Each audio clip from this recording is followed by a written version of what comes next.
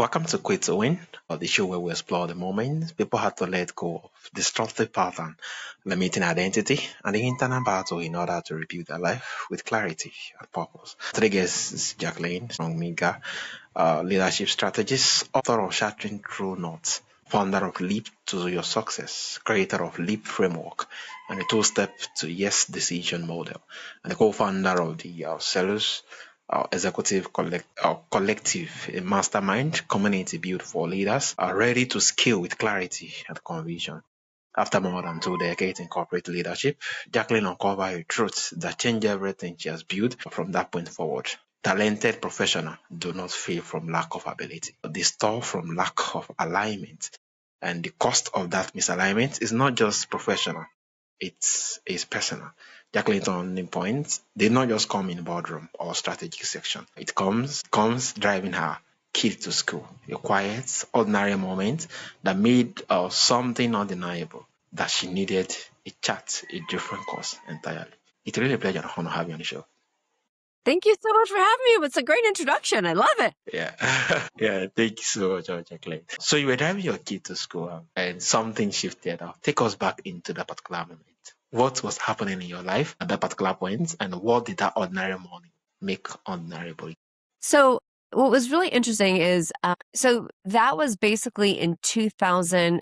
And so my kids at the time were in 4th and 6th grade. And I grew up in Massachusetts, right outside of Boston. And when I left to go to college in Pittsburgh, I vowed I would never come back. And it was really because I didn't feel like Boston was I loved the city. It was great, but it wasn't my home, right? It wasn't my place. And I went to New York after college and I loved it. It was fantastic. Unfortunately, we were there. I met my husband, which was a good thing, but we were also right before 9/11. We were actually in Boston, but our wedding was after 9/11. So 9/11 happens and I'm just like, I'm done. Like I have to get out of the city. And so we ended up, there was an opportunity. We go back to Boston and I was like, oh my God, I didn't want to be here. So I'm like, okay, I'm going to make the best of it, right? I'm going to like make, I'm going to, whatever, forget what I thought about when I was 18. Yeah. I am no longer 18, right? Yeah. So fast forward, I'm driving my kids. We had been there for 16 years.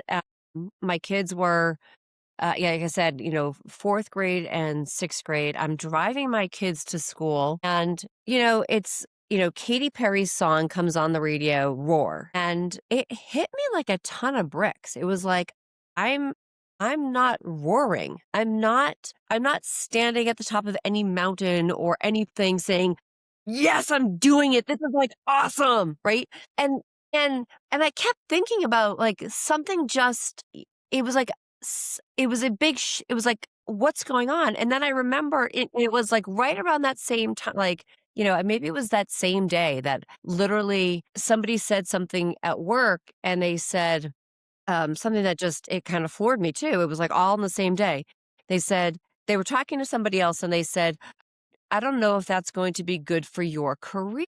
And it was like, career. Like, I haven't thought about what I'm doing. I'm going through the motions. I'm on a hamster wheel and I haven't thought about what I wanted. I hadn't set goals. I hadn't decided, like, I forgot about a career. I forgot about what I wanted. And so when it was like all together, I come home and I just said, enough. Like, I have to change. Like something has to give. Something, if I keep going the way that I'm going, I'm going to live the rest of my life miserable. I'm going to be like unhappy. And I remember thinking, I have to do something. So I got home and I just started to write, like, what did I want? What did I feel that my purpose was? What did people tell me is my superpower? What were people, what were the things that totally got me excited and, just that made me like feel alive and thriving? And I kind of wouldn't write, put everything down on paper, and my, husband comes home that night too. And I said, we have to make a change. And I said, it's not here. Like we're going through motions. You go to work, you come home, you have to leave early, you come home, you sit on the couch, you fall asleep, we eat dinner, you fall back asleep. I mean, we're existing, we are not living, we're not thriving. And I said, like, these are the things that really get me excited and that I want with my life. And that what do I want with, you have to think about your life in different buckets. Like, your life, your husband's life, your life with the kids, and they all go together, but and your work life is they all kind of it's like the Venn diagram. They all have to overlap, but you still have to feel like that intersection where everything comes together. You have to feel excited and aligned with all of it. And if it's not, you're a mess. You're not living to your biggest potential. And you're like, I will guarantee you, anybody who is in that mode, you're not again, you're not living to your fullest potential. You've got that pit in your stomach that something's not right. Yeah.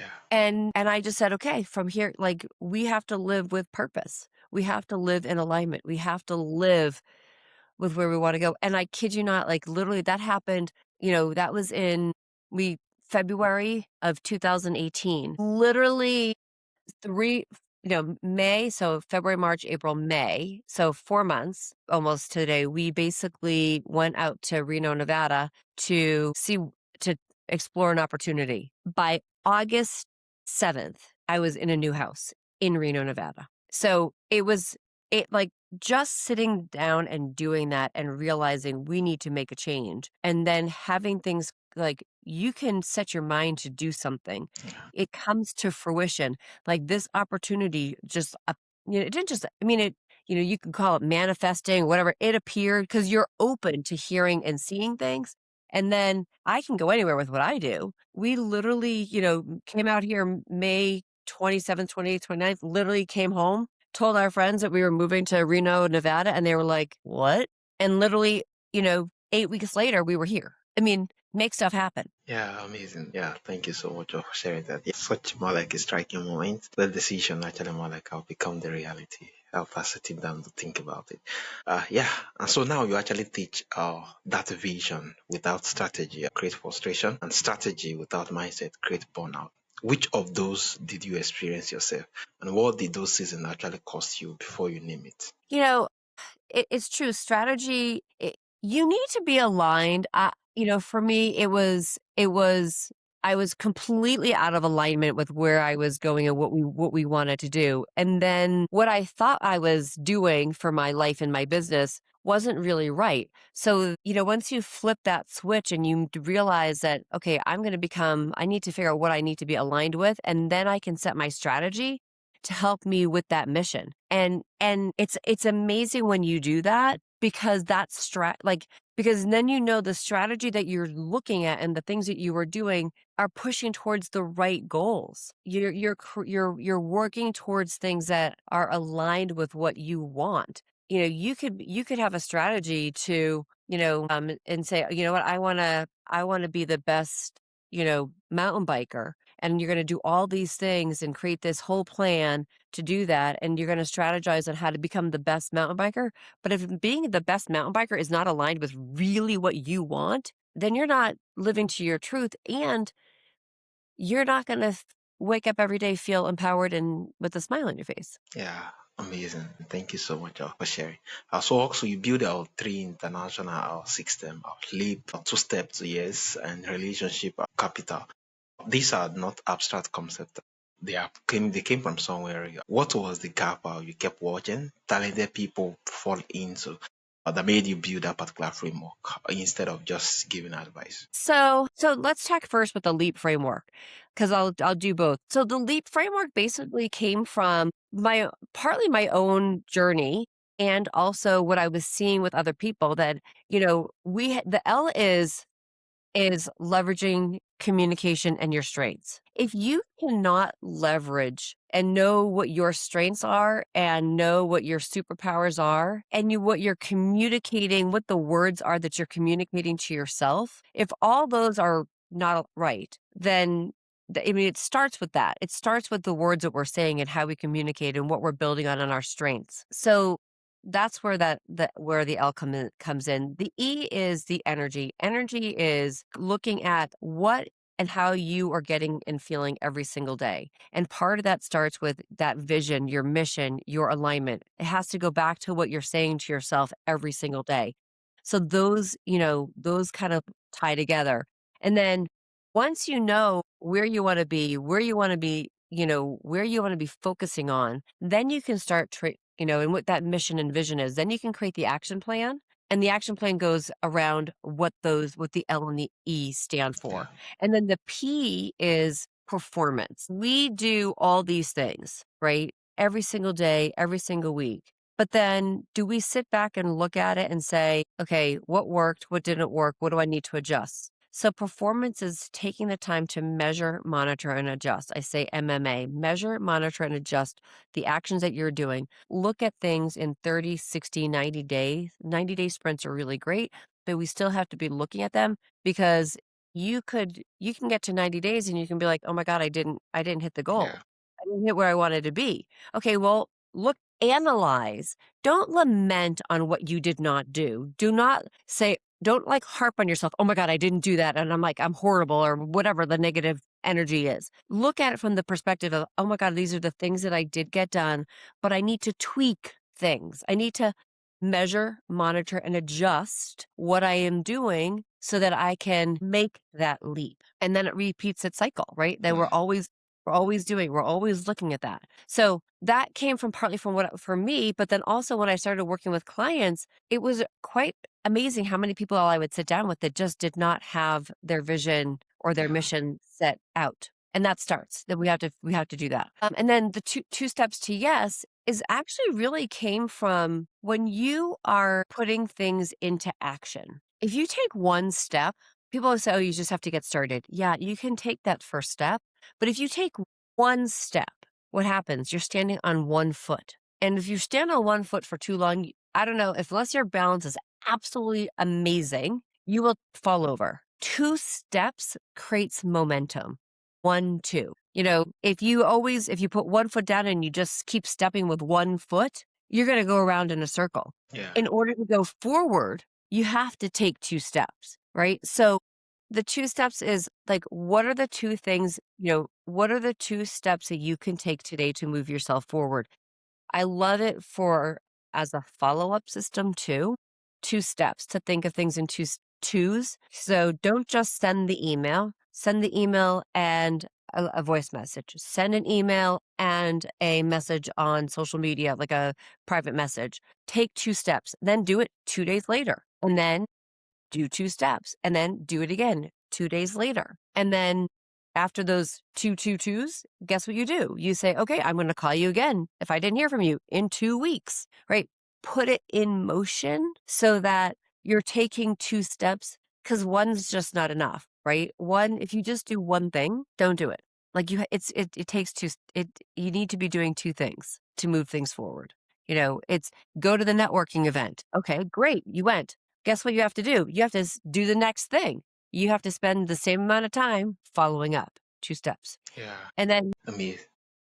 the, Yeah. the part with relationship capital that I was seeing with a lot of people where this just came from is relationship capital is, people times actions, right? And so, and if you meet somebody, we have to think about things not as transactional, but as transformational. If I walk into an event, right, and I see it all the time and I see it all, I see it so much on social media, on LinkedIn, on name the social, whatever, right? And you get pitched, hi, Jacqueline, you're a coach. I help coaches make blah, blah, blah.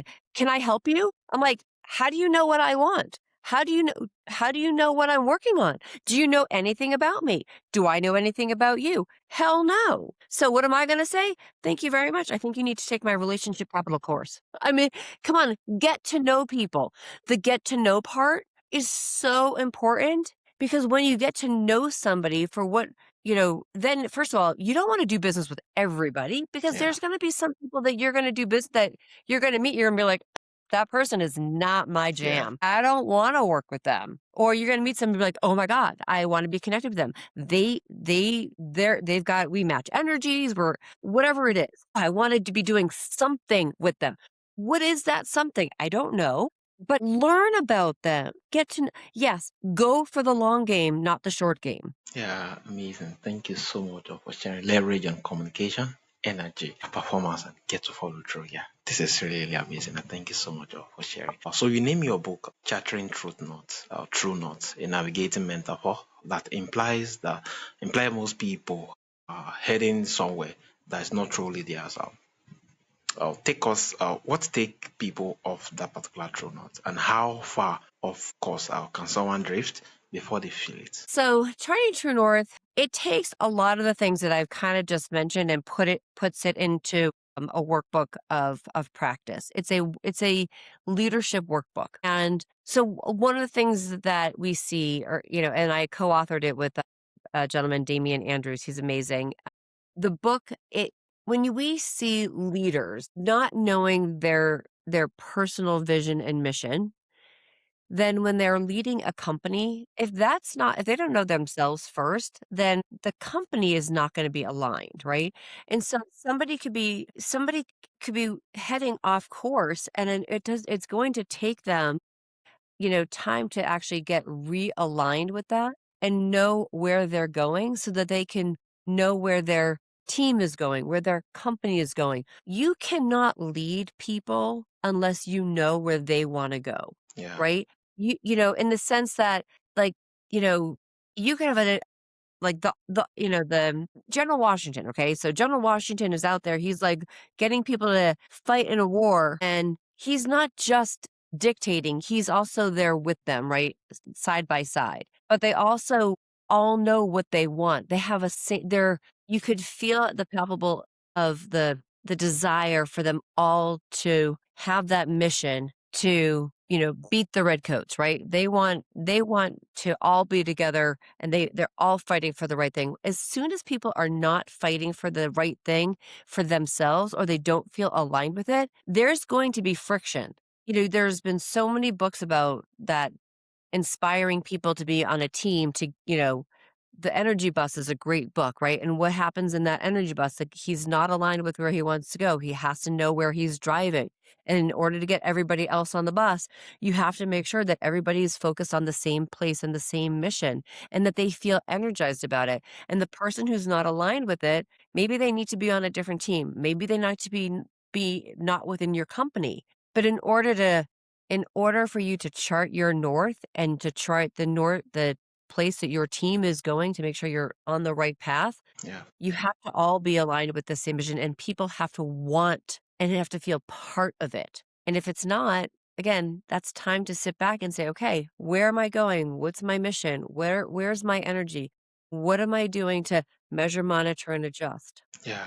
Oh, this is really robust and a whole lot to get to pick in here. Yeah, exactly. More like, I think, sitting down and revisiting, where am I going to? What is the vision? Does it align to where I'm going to? Really speak volumes to the achievement, and a whole lot of things you get to kind of gain at the end of the journey, and it actually get to impact how motivated you are to, and how motivated you are to those teams. You're actually more like, yeah, that's part of the organization too.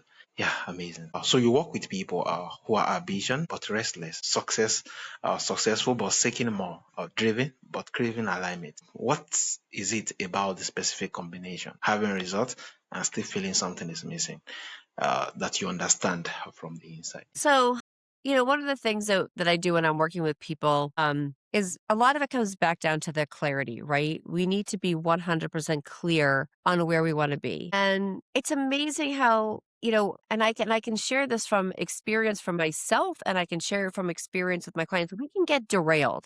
We can get so caught up in different things and opportunities. And I want to do that, and I want to do this. But we have to sit back and think to ourselves, do I need, is this really aligned with what I want? Am I really 100% clear on this path? And, your podcast, Quit to Win, this is so important. And it's something that, I would say, we have to have that clarity so that we can say to ourselves, you know what? I need to slow down. I need to say, I need to not do X right now so I can focus on the Y and the Z.